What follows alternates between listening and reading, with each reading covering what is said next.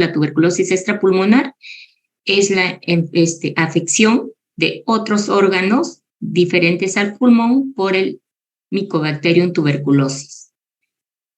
Cuando ustedes tengan un signo o síntoma que no encaja dentro de una determinada patología, van a incluir como diagnóstico diferencial a la tuberculosis. Dentro de estos signos y síntomas está, por ejemplo, fiebre de origen desconocido, ¿no? Cuando investiguen, hagan su plan de trabajo dentro de fiebre de origen desconocido, van a considerar la posibilidad de tuberculosis. O cuando tengan un paciente que tiene trastorno del sensorio y no le encuentran una causa explicable, van a pensar en tuberculosis. Un paciente que tenga lumbalgia de etiología a determinar o con un cuadro de diarrea persistente, cuando viene con una tumoración cervical, cuando tiene un derrame pleural de etiología a determinar, hematuria de etiología a determinar, entre tantos otros signos y síntomas.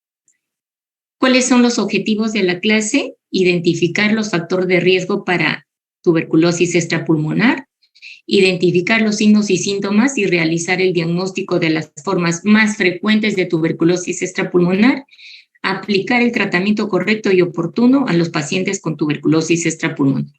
Esta enfermedad o el Mycobacterium tuberculosis, como les decía, puede afectar otros órganos diferentes al pulmón, ¿no? Como puede ser las meninges, los ganglios linfáticos, el pericardio, el aparato genitourinario, la pleura, los huesos y las articulaciones, entre otros, ¿no? La piel también, ¿no?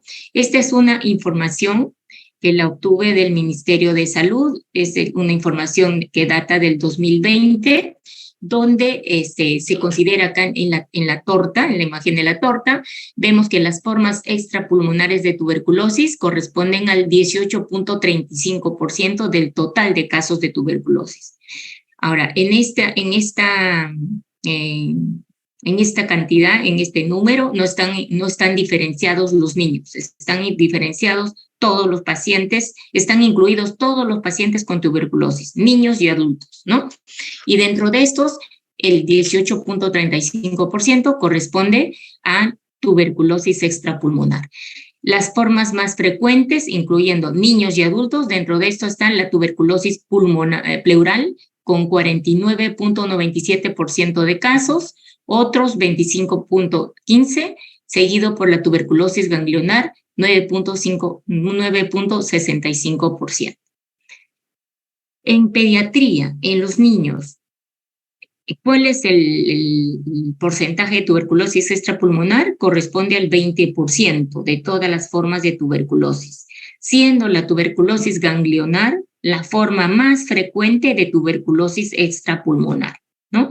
Seguido por las otras formas como la tuberculosis pleural, la meningoencefalitis tuberculosa, la tuberculosis miliar y la tuberculosis esquelética. ¿Cuál es el periodo de incubación de estas diferentes formas de tuberculosis? Si ustedes se fijan aquí en esta tabla, vemos que los periodos más cortos de incubación son para las formas diseminadas, como la tuberculosis meningia y la tuberculosis miliar, ¿no? Mientras que el tiempo más prolongado es para la tuberculosis renal, 5 años. ¿Qué características especiales tiene el niño? Seguramente que el docente que hizo la clase de tuberculosis pulmonar se los ha mencionado, ¿no? ¿Por qué el niño es un paciente especial tanto para diagnosticar tuberculosis como para hacer la enfermedad, ¿no? Cuando tenemos un paciente pediátrico con tuberculosis, hay que buscar al caso índice, a la persona enferma que ha contagiado a ese niño, ¿no? Que no siempre lo encontramos. Aparte que el niño es un paciente poco bacilífero, ¿no? Que le llamamos paucibacilar, ¿no? El 95% de niños son menores de 12 años, son BK negativos. Por esta misma característica en estos pacientes es difícil encontrar un BK positivo, por lo mismo, no, ellos no expectoran, entonces hay que tomar una muestra de aspirado gástrico para tratar de estudiar esa muestra, buscar el bacilo en esa muestra y mandarla a cultivo. El niño, por lo tanto, es de baja contagiosidad. Es difícil que un niño, principalmente un niño pequeño, menor de 5 años, contagie a otro niño, ¿no? Entonces, si hay un niño menor de 5 años, busquemos en el ámbito donde él vive, si hay un adolescente o un adulto que lo ha contagiado y que convive con el paciente. El que es altamente vulnerable es el niño menor de 2 años. ¿Por qué este niño es altamente vulnerable? Porque es un niño que tiene su sistema inmunológico aún inmaduro y debido a esto, este paciente fácilmente hace formas diseminadas de tuberculosis, como la tuberculosis miliar y la tuberculosis meningia, ¿no? En estos pacientes, los pacientes pediátricos pueden hacer la enfermedad, los niños menores de 2 años pueden hacer la enfermedad dentro del primer año de haberse infectado. Otra población vulnerable también lo constituyen los adolescentes, que no lo había puesto acá, ¿no? ¿Por qué los adolescentes constituyen también una población vulnerable? Porque sabemos que esta es una etapa de crecimiento rápido y altos requerimientos energéticos, ¿no? Y nutricionales. Por lo que sí, al adolescente se le priva de estos requerimientos, es susceptible de enfermar de tuberculosis. ¿Cuáles son los factores de riesgo para que el niño pequeño haga formas extrapulmonares de tuberculosis? Primero, ser un niño menor de 5 años y también los adolescentes, por lo mismo que ya expliqué. Y dentro de los menores de 5 años, los altamente vulnerables son los menores de 2 años, que pueden hacer, este grupo de pacientes hacen formas diseminadas de tuberculosis. La infección por VIH, la malnutrición, la pobreza. La malnutrición va de mano con la pobreza y va de la mano con hacinamiento, ¿no? Esas dos van de la mano. Después, ser un niño inmunocomprometido, no tener vacuna BCG, ¿no? Y convivir con un enfermo bacilífero. Esto de convivir con enfermo bacilífero es importante, ¿no? Porque la posibilidad de contagiar va a ser mayor si existe un paciente bacilífero en contacto cercano con el niño, al menos 4 horas al día. Y desde el punto de vista de su patogenia, vemos que el bacilo tuberculoso, saben que la vía de ingreso o de transmisión más frecuente es a través de las microgotas, las gotas de aerosoles, que son eliminadas durante la tos por los pacientes enfermos, ¿no? Y ingresan por la vía respiratoria. Estas microgotas son inhaladas transportando al Mycobacterium tuberculosis y cuando llegan al pulmón forman el complejo primario de Ghon. Este complejo primario va a evolucionar de diferentes formas, ¿no? Una posibilidad es que se calcifique si el estado inmunológico del niño es correcto, ¿no? Está en buen estado nutricional, entonces simplemente ese complejo de Ghon pura, se calcifica y ahí queda, ¿no? O simplemente el bacilo puede quedar en estado latente mientras el estado nutricional del niño se mantenga, se mantenga bien. Después, también el complejo primario de Ghon puede evolucionar a las formas de tuberculosis pulmonar, que puede ser ya una tuberculosis inicialmente primaria, tuberculosis pulmonar evolutiva, o hacer las formas de reactivación. Esta es la forma, la TB de reactivación, ya la hace el adolescente, ¿no? Y por otro lado, también del complejo primario de Ghon, el Mycobacterium tuberculosis puede diseminarse por vía hematógena y afectar diferentes órganos, constituyéndose la tuberculosis extrapulmonar. Entonces, hablemos de una de las formas más graves de tuberculosis, que es la tuberculosis del sistema nervioso central. En el sistema nervioso central puede afectarse la médula o el cerebro, ¿no? La tuberculosis meningia es la forma más frecuente de tuberculosis del sistema nervioso central, ¿no? Correspondiendo al 95% de los casos. ¿Y en qué consiste la meningitis tuberculosa? Y en la inflamación de las meninges que se produce por la infección de las meninges y el cerebro por el Mycobacterium tuberculosis. Esta es la forma más común de meningoencefalitis subaguda. ¿Y por qué le llamamos subaguda? Porque el paciente tiene más de una semana de enfermedad. Es una enfermedad que la tenemos que detectar y tratar a tiempo porque puede dejar defectos neurológicos severos en el 50% de casos. La meningoencefalitis tuberculosa puede ocurrir dentro del contexto de una tuberculosis miliar. Puede ser una complicación de la tuberculosis miliar. Por lo tanto, si nosotros tenemos un paciente con tuberculosis miliar, debemos hacer una punción lumbar, porque ese paciente puede tener una meningoencefalitis tuberculosa concomitante. En los niños de 0 a 4 años, ¿no? Dentro de los niños afecta más la meningoencefalitis tuberculosa a los niños de 0 a 4 años y el 50% de estos pacientes son menores de 2 años. La afección o la infección del cerebro ocurre 2 a 6 meses después de la infección primaria. Y en los lactantes, en los niños pequeños menores de 6 meses, la infección puede tener un periodo, incluso el desarrollo de enfermedad puede ser un periodo más corto, que es de 6 a 8 semanas. ¿Cómo llega el bacilo tuberculoso a infectar la meninge?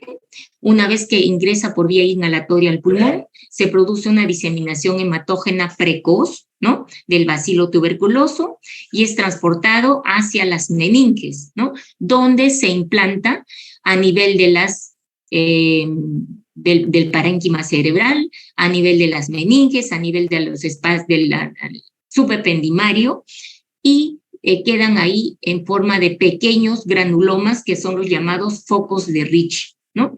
Estos focos de Rich pueden romperse en determinado momento y los bacilos tuberculosos invaden el espacio subaracnoideo y empieza la inflamación de las meninges, ¿no? Entonces, una vez que los bacilos se implantan en las meninges y en el encéfalo, van a condicionar una respuesta inflamatoria, ¿no? Afectando los vasos, el endotelio vascular, y ocasionando vasculitis y trombosis e infartos cerebrales. También puede afectar, inflama las meninges, principalmente las meninges en la base del cerebro, ¿no? Produciendo aracnoiditis. Esto va a producir una obstrucción de los conductos donde circula el líquido cefalorraquídeo, principalmente a nivel de las cisternas bacilares, y se va a producir hidrocefalia con aumento de la presión endocraniana, convulsiones, ¿no? Y a su vez también la inflamación de las meninges van a producir edema cerebral. El diagnóstico. Para el diagnóstico va a ser necesario mi buena historia clínica. Siempre para todo es buena historia clínica, indagando bien el tiempo de enfermedad del paciente, precisando bien cuántos días de fiebre tiene, precisando bien cómo es la cronología de esos síntomas, ¿no? El tiempo entre la infección primaria y el inicio de los síntomas, volviendo a repetir, puede ser de 2 a 6 meses. Para el diagnóstico también voy a tener en cuenta el antecedente epidemiológico. Busquemos si hay un contacto, una persona, un sintomático en la familia, que solamente es hallado en el 50 al 60% de casos, ¿no? Entonces, ante la sospecha clínica, así no tenga un antecedente epidemiológico, debo iniciar tratamiento. Otros métodos de ayuda diagnóstica son el PPD, ¿no? Que es la prueba de tuberculina, que es positivo en el 30-50% de casos. Una placa de tórax patológica también, solamente casi en la mitad de los casos se puede encontrar una placa de tórax patológica, o sea, una radiografía de tórax normal no me excluye el diagnóstico, ¿no? y tomaré muestras, ¿no? Ya sea de aspirado gástrico, si tengo una radiografía de toras patológica, buscaré el BK en el aspirado gástrico, solicitaré estudio por imágenes, tomografía, resonancia magnética, y ahora que vamos a ver para qué son útiles, y lo que va a ser el diagnóstico, la regla de oro para hacer el diagnóstico es la detección del bacilo tuberculoso en el líquido cefalorraquídeo. Entonces, diagnóstico, mi buena historia clínica. ¿Qué signos y síntomas va a presentar mi paciente? Esta enfermedad es subaguda, como les decía, el paciente generalmente viene con más de una semana de enfermedad porque inicialmente los síntomas son inespecíficos, ¿no? Fiebre, a veces es solo febrícula que pasa desapercibida por parte de la mamá o de los familiares. Este es el síntoma más frecuente, se presenta en un 97% de casos.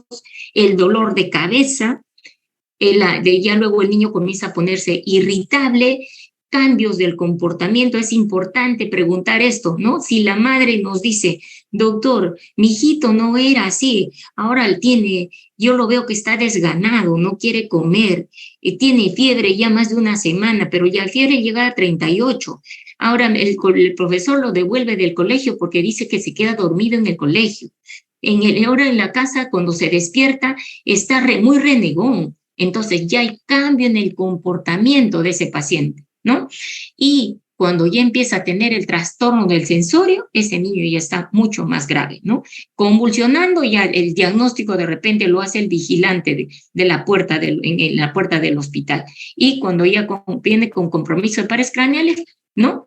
El paciente ya está en estadio 2 de la enfermedad. Entonces, nosotros debemos hacer el diagnóstico en estadio inicial de enfermedad, inicialmente. Cuando está en el estadio 1, cuando los signos y síntomas son inespecíficos, cuando el paciente viene solo por fiebre, le duele la cabeza y no le echemos la culpa a la garganta, ¿no? Porque muchas veces, y lo hacemos los médicos, que el paciente viene por fiebre y le decimos, le examinamos la garganta y por hacer un diagnóstico le decimos a la madre, su hijo tiene faringoamidalitis y la garganta no tiene nada que ver en el asunto, ¿no? Y nosotros mismos estamos enmascarando ese cuadro y de repente dando un diagnóstico con el que la mamá se va a contentar y no va a volver a la consulta, ¿no?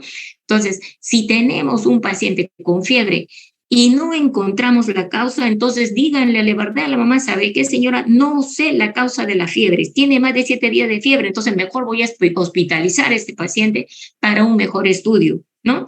Y si ese paciente además tiene fiebre, tiene cefalea y la madre dice, doctor, mi hijito está que no quiere lactar, está muy llorón, no me deja dormir en la noche, lo tengo que estar cargado, se calma solo por un rato, pero luego vuelve a llorar, ese niño está ya con síntomas, de repente ya empezando síntomas de hipertensión endocraniana. Entonces, acá debemos hacer el diagnóstico, hospitalizar a ese paciente para estudio, si es que no les encontramos un foco de fiebre, ¿no?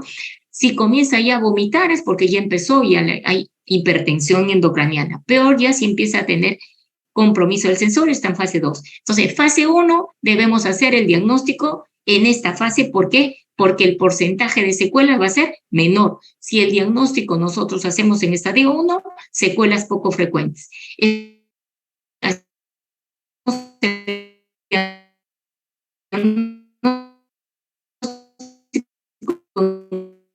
Estadio de que haya secuelas, pues secuela, ceguera, déficit cognitivo.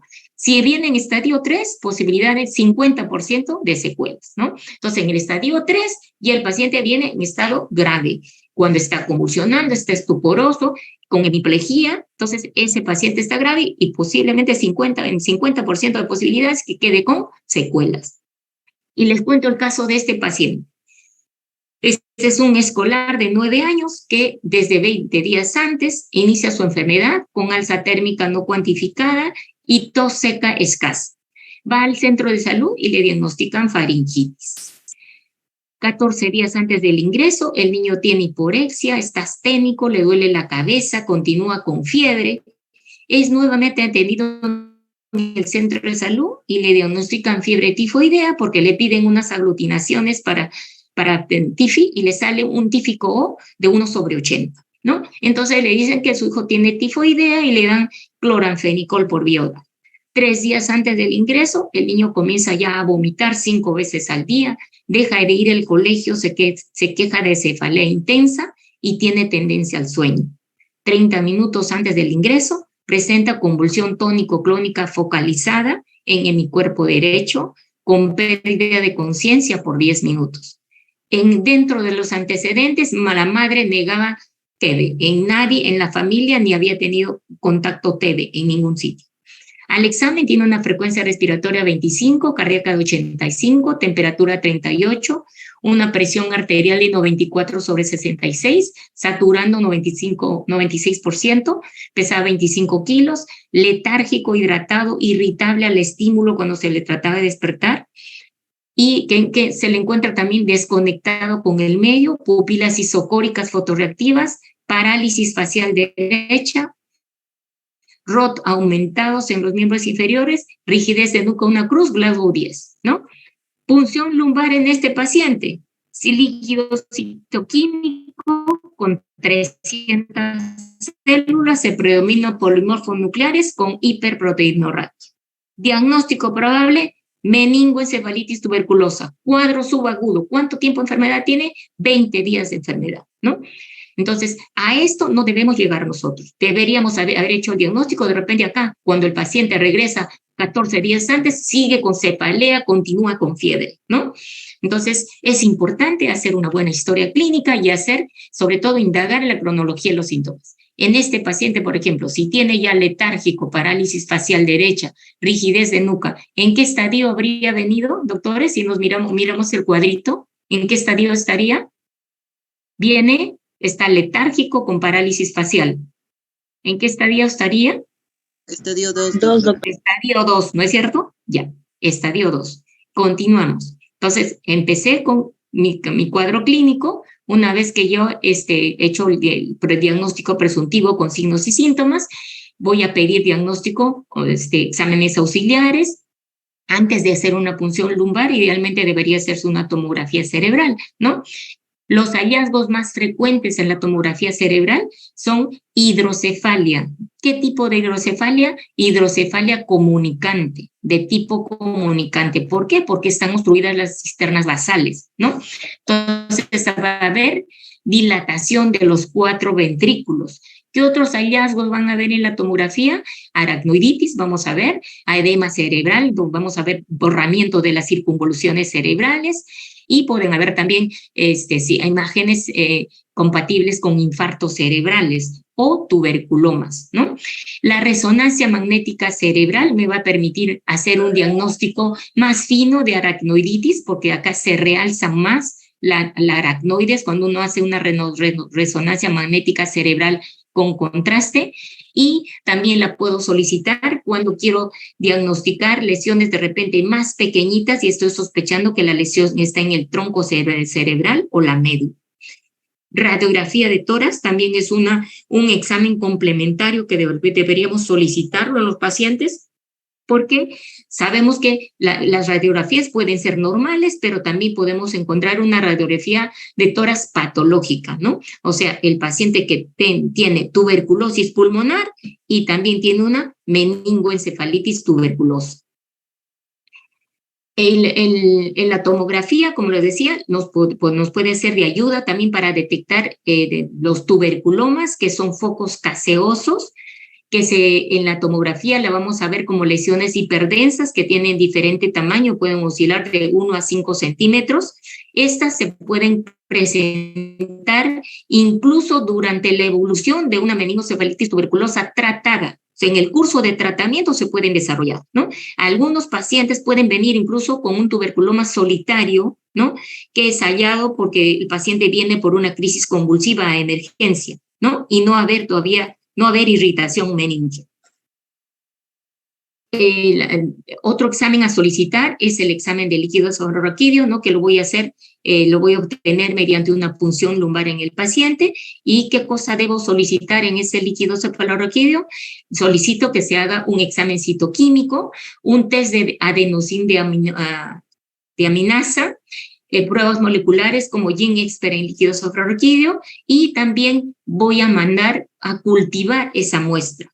Puedo mandar también para que se haga un frotis de la muestra para ver si ahí podemos detectar el bacilo tuberculoso. En el examen citoquímico, ¿por qué se caracteriza la meningoencefalitis tuberculosa? Porque vamos a encontrar un líquido con pleocitosis, pero generalmente menos de 500 células, a diferencia de la meningoencefalitis bacteriana aguda, ¿no? Por gérmenes comunes como neumococo, en que la celularidad es mayor, generalmente más de 1000, mientras que en la tuberculosis es menos de 500, a predominio de mononucleares, mientras que en la meningoencefalitis bacteriana aguda es a predominio de polimorfonucleares. Pero esto tampoco es una regla, doctores. Y en el estadio inicial de una meningoencefalitis tuberculosa pueden predominar los polimorfonucleares y después de un tiempo vira a mononucleares, ¿no? ¿Qué otra característica tiene el líquido? Las proteínas altas, ¿no? Generalmente entre 100 a 500 y hay consumo de glucosa. Hipoglucorraquia, menos de 45 miligramos por ciento. También es el líquido, en el líquido sofrorraquídeo voy a tomar muestra para mandar a cultivo, ¿no? Como les decía, el gol estándar para hacer el diagnóstico de meningoencefalitis tuberculosa es detectar el bacilo en el líquido sofrorraquídeo, ¿no? Y para eso me va a servir el cultivo. Lamentablemente, el resultado del cultivo demora de 2 a 8 semanas. Por lo tanto, no vamos a esperar todo este tiempo para iniciar el tratamiento. Ante la sospecha clínica, empiecen el tratamiento, ¿ya? Entonces, otro examen que se puede hacer en el líquido sofrorraquídeo es el frotis del líquido sofrorraquídeo, mediante tinción de ese líquido para visualizar el bacilo.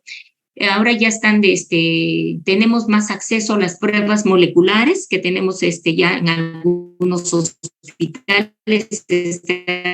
realizando el GeneXpert, ¿no? Que es una reacción en cadena polimerasa para detectar aquí. Mediante esta prueba también se pueden detectar ya si hay resistencia a la rifampicina, ¿no? Esta prueba, los resultados de esa prueba salen más rápido. Acá está en 1 o 2 días, pero a veces incluso es en menos tiempo, menos de 24 horas ya estamos teniendo un resultado de GeneXpert en líquido cefalorraquídeo.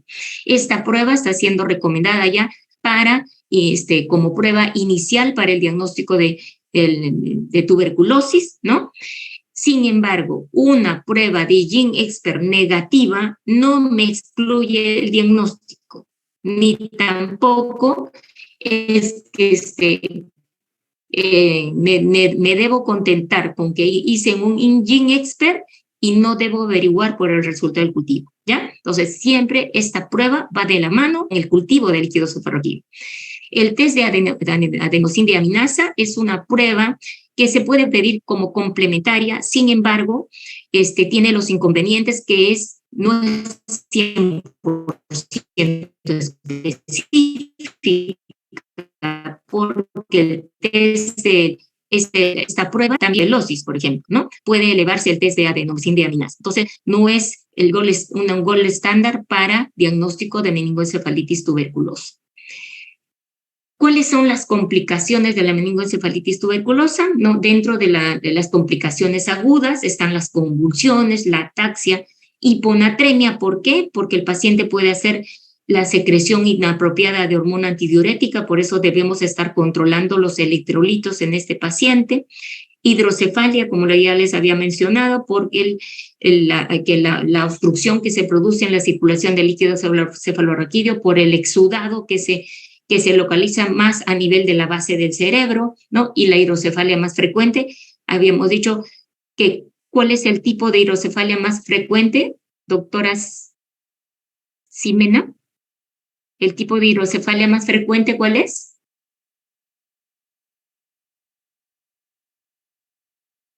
Eric, ¿hidrocefalia más frecuente? ¿Tipo de hidrocefalia más frecuente? ¿La comunicante o la no comunicante, Eric?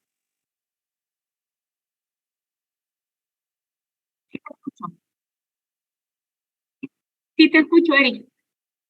La hidrocefalia comunicante es la más frecuente, la comunicante. Parálisis de los nervios craneales. El par craneal más frecuentemente afectado es el sexto par, ¿no? Y los pares craneales, ¿qué pares craneales pueden comprometerse? El tercero, el séptimo, el sexto par. El más frecuentemente comprometido, sexto par. También puede haber como complicación abscesos cerebrales y lo vamos a sospechar en aquellos pacientes que tienen una evolución tórpida, que no mejoran, que persisten con fiebre alta, sospechar de abscesos cerebrales. Complicaciones a largo plazo, ceguera, sordera, ¿no? En diferentes grados de plejías o paresias, déficit cognitivos y trastornos psiquiátricos. El tratamiento en caso de la meningoencefalitis tuberculosa es de 1 año, ¿no? 2 meses es diario con los 4 medicamentos, isoniazida, rifampicina, estretomicina y etambutol, diario, y durante 10 meses diario, solamente con 2 drogas, isoniazida y rifampicina, ¿no? Esto ha cambiado porque antiguamente la segunda fase era interdiario, ¿no? Ahora ya es diario, con 2 drogas, isoniazida y rifampicina.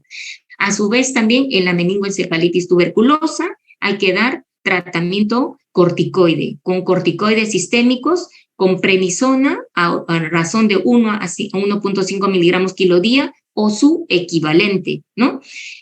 ¿Durante qué tiempo?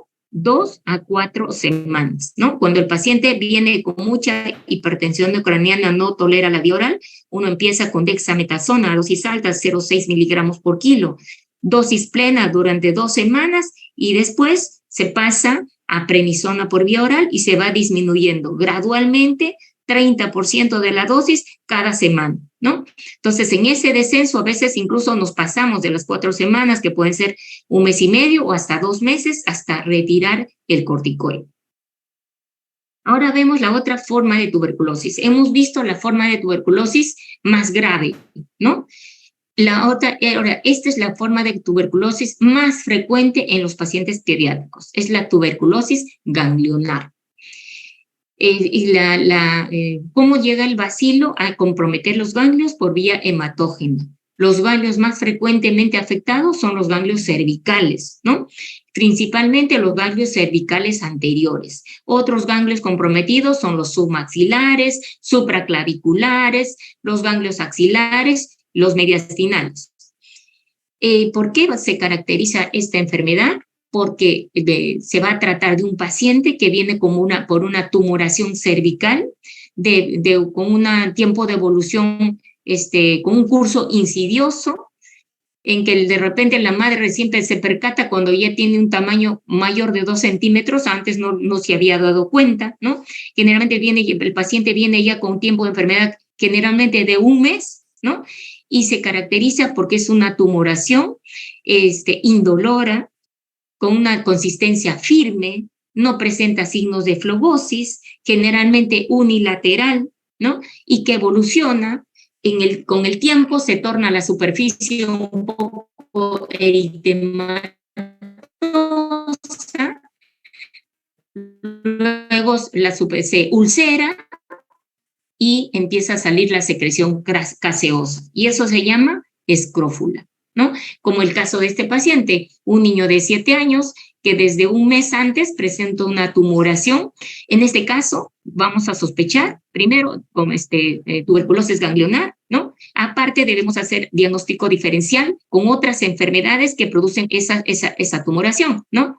Y dentro de esas enfermedades está la enfermedad por arañazo de gato, ¿no? Si tenemos un paciente con esa tumoración y esas características, consideremos enfermedad por arañazo de gato. Entonces, preguntemos el dato de contacto con gatos, ¿no? Principalmente el que transmite la enfermedad es el gatito pequeño, ¿no? Que juega con el niño, la araña en los brazos, en la carita o en las extremidades inferiores y puede condicionar este aumento de tamaño de los ganglios. Otra enfermedad a considerar es la toxoplasmosis, en que también hay antecedente y contacto con gatos, los linfomas, pero en los linfomas no solamente hay crecimiento de ganglios, sino también hay deterioro del estado general del niño, el niño se torna pálido, baja de peso, se anemiza, ¿no? Micosis, debo investigar el lugar de procedencia del paciente, de repente es de la selva o ha viajado a la selva, ha vivido ahí por buen tiempo, ¿no? La sarcoidosis, la adenitis bacteriana es también un diagnóstico diferencial. ¿Y cómo lo voy a diferenciar de la tuberculosis ganglionar? Porque en la tuberculosis, en la adenitis bacteriana, la tumoración sí es dolorosa.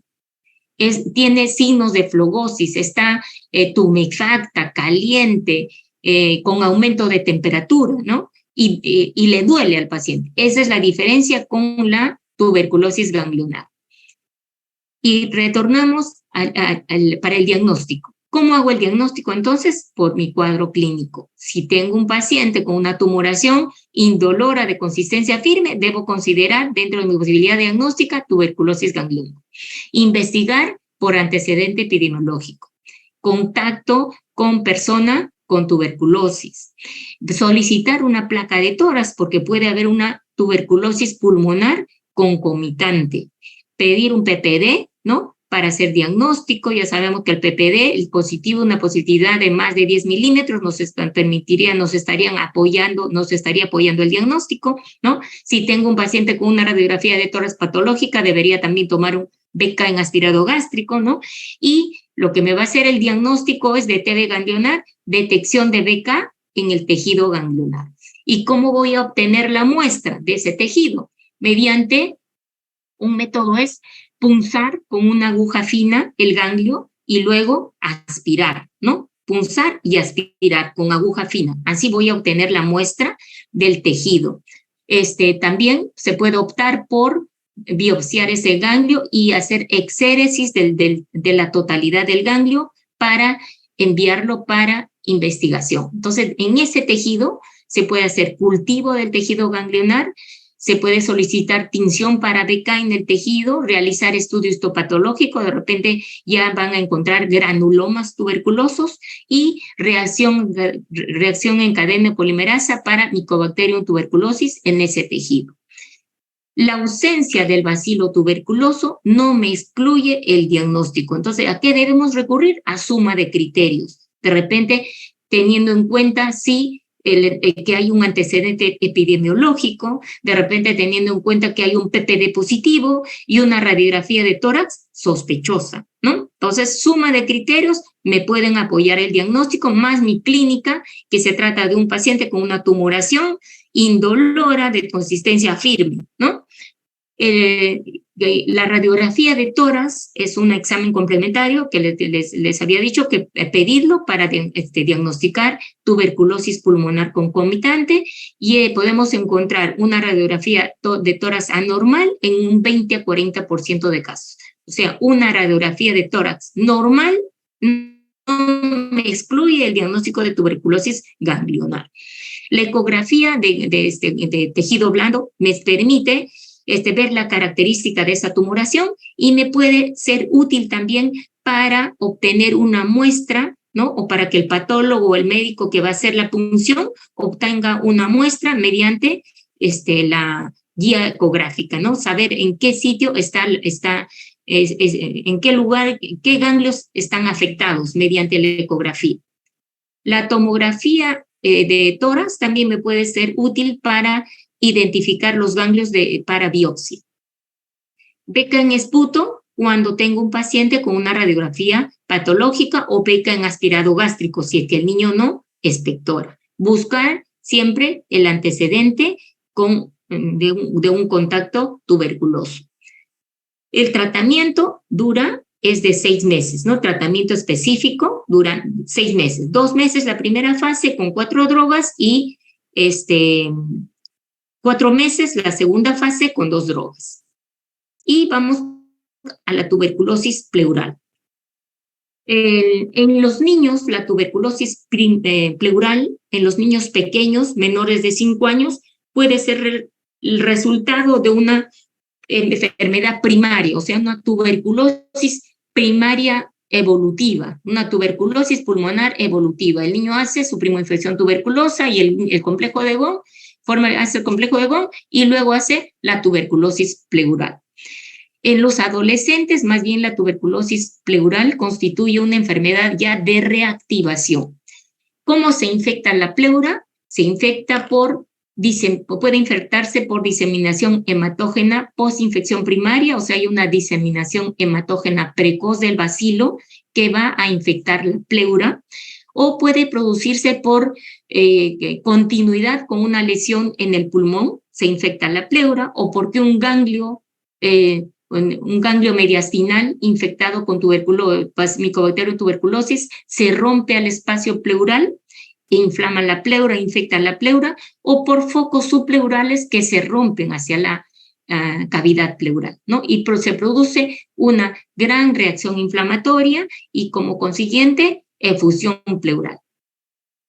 ¿Cómo mi diagnóstico? Igual, cuadro clínico, antecedente epidemiológico, placa de tórax, PPD, Becken esputo en aspirado gástrico y la regla de oro, detección de bacilo tuberculoso en el líquido pleural o el tejido pleural. ¿Cuáles son los signos y síntomas que va a tener el paciente? Paciente que viene por tos seca, tiene dolor torácico tipo hincada, y esto ya lo puede manifestar el adolescente, ¿no? Tiene fiebre, tiene disnea, bajado de peso, sudoración nocturna, encontramos matidez, vibraciones vocales abolidas.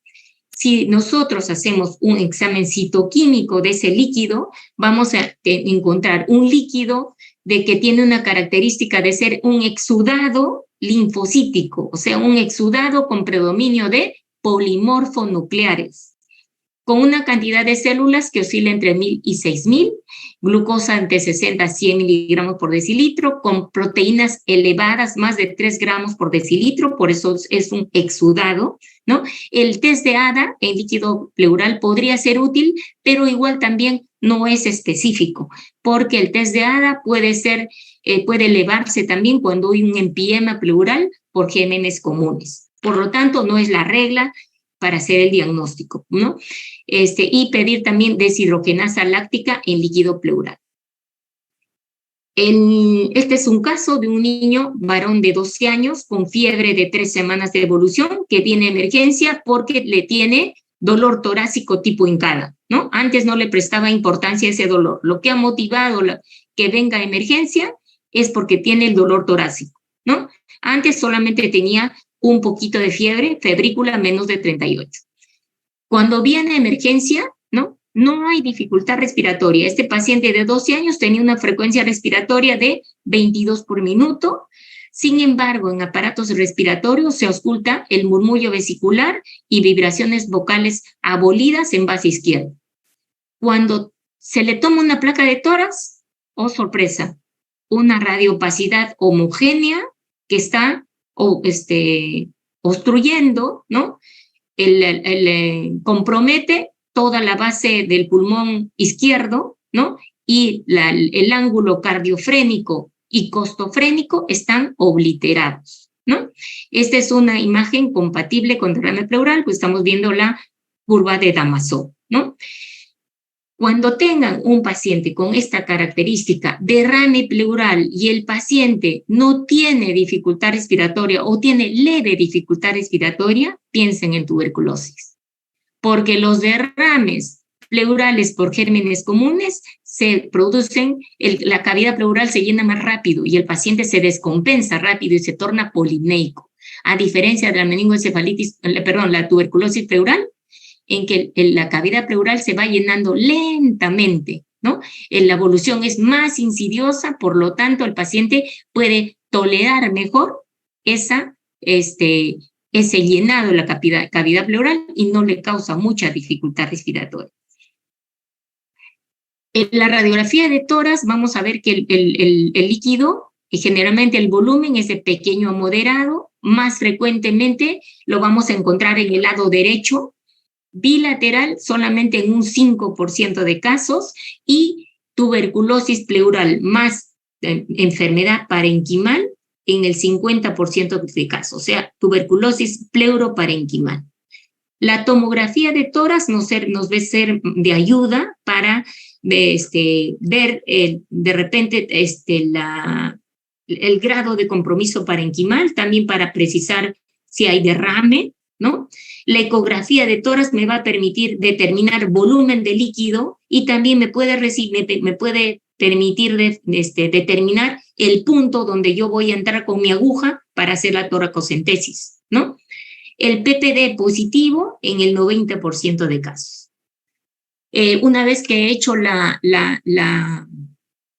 toracocentesis, voy a enviar ese líquido para estudio citoquímico. A su vez también voy a enviar el líquido para cultivo. El cultivo va a ser positivo solamente en el 20 a 30% de casos, ¿no? Porque hay pocos bacilos en el líquido pleural.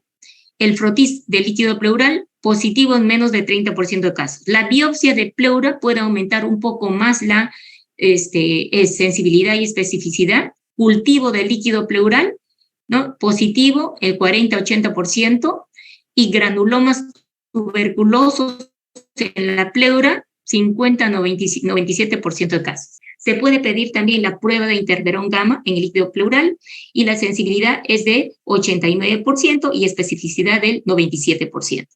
Cultivo de esputo positivo en el 20 a 50% de casos. Esto en el adolescente ya podemos pedir esputo, ¿no? Si es que logra expectorar. Si no, podemos recurrir a obtener muestra mediante esputo inducido, ¿no? Nebulizando al paciente con soluciones hipertónicas. El tratamiento específico es de 6 meses. Y esta es la tuberculosis miliar. La tuberculosis miliar es una forma de tuberculosis diseminada, ¿no? Que se presenta en 1 a 2% de casos de tuberculosis. Más frecuentemente afecta a los niños menores de 5 años o huéspedes inmunocomprometidos, como por ejemplo niños en mal estado nutricional, en muy mal estado nutricional, o pacientes que tienen infección por VIH, o pacientes que tienen de repente neoplasias tipo leucemias y están con tratamiento inmunosupresor, ¿no? Como les decía, esta es una forma de diseminación hematógena del bacilo tuberculoso que compromete uno o más órganos. El tiempo que transcurre entre la infección y el desarrollo de enfermedad es de 2 a 6 meses. Meningoencefalitis tuberculosa concomitante, casi en el 50% de pacientes con tuberculosis miliar. ¿Y por qué se caracteriza? Porque hay fiebre, tos, baja de peso, o sea, el paciente luce séptico, con hepatoesplenomegalia, en muy mal estado general. El PPD es negativo en la mitad de los pacientes. Entonces, por eso es que si nosotros tenemos una radiografía sospechosa donde vemos gránulos pequeños que son, le denominan milia, ¿no? En este caso ya son esos nódulos pequeños que han confluido, por eso se nota una radiopacidad más grande para iliar derecha, ¿no? Entonces, si sospechamos que se trata de una TB miliar, empezar el tratamiento. El PPD puede ser negativo. Y el tratamiento en este caso también es durante 12 meses. Y terminamos con la tuberculosis osteoarticular, que puede ser luego que el paciente hace el foco primario de tuberculosis a nivel del pulmón, el bacilo se disemina por vía hematógena y va a afectar las epífisis y las metáfisis de los huesos largos y el tejido esponjoso de algunos huesos, como por ejemplo las vértebras, el carpo, metacarpo, la pelvis, ¿no? ¿Cuál es la localización más común? La columna en 50% de casos, la pelvis 12%, seguido por la cadera, la rodilla y la tibia. En las articulaciones lo que se puede producir es una artritis crónica, en los huesos una osteomielitis y en la columna es el mal de Pot, ¿no? En el mal de Pot es una combinación de una osteomielitis más una artritis, porque afecta las articulaciones de la columna. ¿Qué parte de la columna se afecta? Se afecta más la columna dorsal y lumbar, ¿no? Pueden estar afectados 2 o más cuerpos vertebrales adyacentes o vértebras alternas, o sea, una sí, una no, en forma así salpicada, como se dice, ¿no? Cuando está afectado el cuerpo vertebral, se denomina espondilitis, y si está afectada la vértebra y el disco intervertebral, se llama espondilodiscitis. ¿Cómo llega el bacilo tuberculoso a infectar la columna? Una vez que se formó, el bacilo ingresó por vía respiratoria al complejo de Gón, vía hematógena, el bacilo llega a través de los plexos arteriales, arteria espinal anterior, arteria espinal posterior, que están rodeando las vértebras, o a través de los plexos venosos que están alrededor de la vértebra, ¿no? Este plexo venoso se llama el plexo venoso de Watson, que tiene la característica que las venas carecen de válvula. Entonces, el flujo puede ser bidireccional en ambos sentidos, de manera que cuando el paciente, por ejemplo, tose, con el esfuerzo de la tos, el bacilo tuberculoso puede diseminarse a través del sistema venoso, infectar la vértebra. ¿Y cuál es la evolución cómo es la fisiopatología de esta enfermedad? Una vez que ingresa el bacilo a la sangre, llega a infectar inicialmente el disco intervertebral, ¿no? Como estamos viendo en la figura que se les he puesto a la derecha. Se afecta primero el disco en los niños. ¿Por qué? Porque en los niños el disco es altamente vascularizado, ¿no? Afecta al disco, y una vez que afecta al disco, ya se empieza a comprometer la vértebra. Inicialmente es la cara anterior de la vértebra, y se empieza a producir necrosis y destrucción de la vértebra, ¿no? Entonces se produce un aplastamiento de la vértebra, se fractura la vértebra y se produce una deformación en cuña de la vértebra, ¿no? Produciéndose salida de material caseoso, produciéndose los abscesos que pueden discurrir hacia ambos lados de las vértebras, o llenarse también alrededor de la médula espinal, produciendo compresión de las raíces nerviosas, y esto es lo que nos va a explicar la paraplejía o paraparesia, ¿no? Esta necrosis caseosa, según la localización, ¿no? Si por ejemplo las que se han comprometido son las vértebras cervicales, puede drenarse hacia adelante y constituir un absceso retrofaríngeo, ¿no? Puede también, si las vértebras comprometidas son las lumbares, al producirse la necrosis de la vértebra, se drena el material caseoso hacia abajo y puede producirse absceso de psoas, ¿ya? Entonces, esa es la evolución de la enfermedad debido a la compresión a la afección del disco, y luego de la deformación en cuña de la vértebra. Se va a producir la famosa jiba, cuando se compromete la columna dorsal, ¿no? Entonces, el niño se va a quejar principalmente de dolor de espalda. Este es el síntoma principal.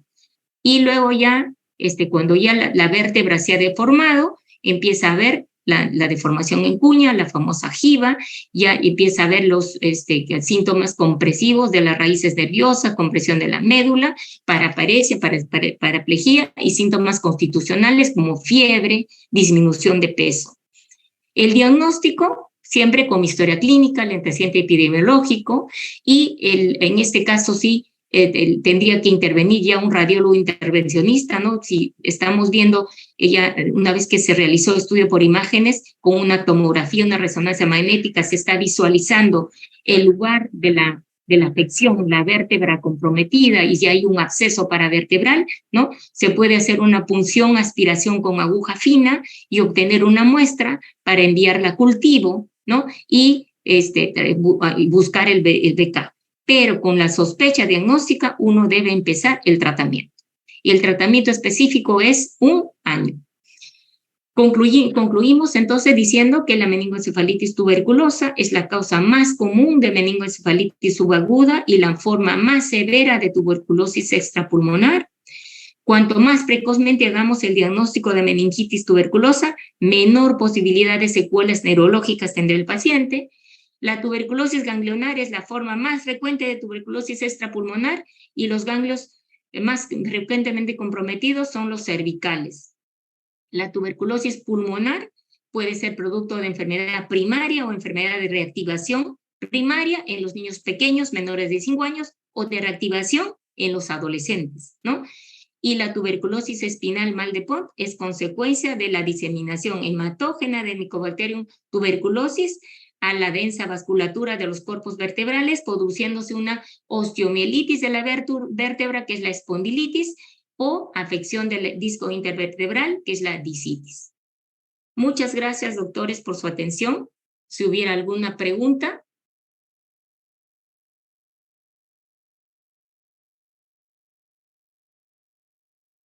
¿Alguna pregunta, doctores? ¿O alguien que quiera aportar algo que ha leído y que no lo he dicho en la clase? Doctora, buenas tardes. Sí, dime, doctor. Sí, te escucho. Sí, porque la TBC meningia es el único que tiene corticoterapia. ¿Perdón? No te escuché bien. ¿Por qué la TBC meningia es la única que tiene corticoterapia? Ah, no, no es la única, doctor. No es la única. También, si ustedes han fijado el cuadro, como estaba exponiendo la clase de meningoencefalitis tuberculosa, hablé que hay que dar corticoide, pero otra forma de tuberculosis en la que hay que dar corticoide es en la pericarditis, cuando están afectadas las serosas, doctor, ¿no? Como la serosa del pericardio, hay que dar tratamiento con corticoide. También el tratamiento con corticoide puede emplearse en casos de tuberculosis de ganglios mediastinales donde hay compresión de vía respiratoria. Se puede emplear corticoide. ¿Está bien, doctor? Está bien, doctora, gracias. Ya, de repente ustedes también cuando han leído, ¿no? Algunos que han leído de repente la clase antes de escucharla, el volumen de líquido cefalorraquídeo para diagnóstico de tuberculosis es importante, ¿no? Nosotros en los pacientes pediátricos obtenemos 1 mililitro para enviar en 3 frasquitos, 1 mililitro en cada frasco, o sea, 20 gotas. Pero menciona la literatura que cuanto más volumen de líquido obtengamos, mayor va a ser la posibilidad de aislar el germen, ¿no? Algunos mencionan que deberían obtenerse por lo menos 5 a 6 mililitros de líquido para detectar, para tener mayor posibilidad de detectar el bacilo tuberculoso. Pero en los pacientes pequeñitos, obtener esta cantidad de muestra es un poco difícil, ¿no? También mencionan que para tratar de buscar el bacilo, ¿no? Deberíamos incluso hacer punciones lumbares repetidas, una cada 24 horas, por lo menos 3 o 4 veces de punciones repetidas para obtener muestra de líquido cefalorraquídeo, que tampoco se puede cumplir porque es traumático, ¿no? Y a la vez que este procedimiento requiere la autorización de los padres, ¿no? No lo podemos hacer con tanta libertad. Y a veces incluso los padres se oponen a que se haga la punción lumbar inicial, la primera, y obtener para una segunda, tercera o cuarta ya es mucho más difícil, ¿no? Entonces, a veces es difícil cumplir y ser muy académico y cumplir con todo lo que dice la literatura. Bueno, chicos, muchas gracias entonces por su atención. Voy a ponerles como la clase anterior, les voy a poner el enlace en el chat para que marquen su asistencia. Un momentito, por favor.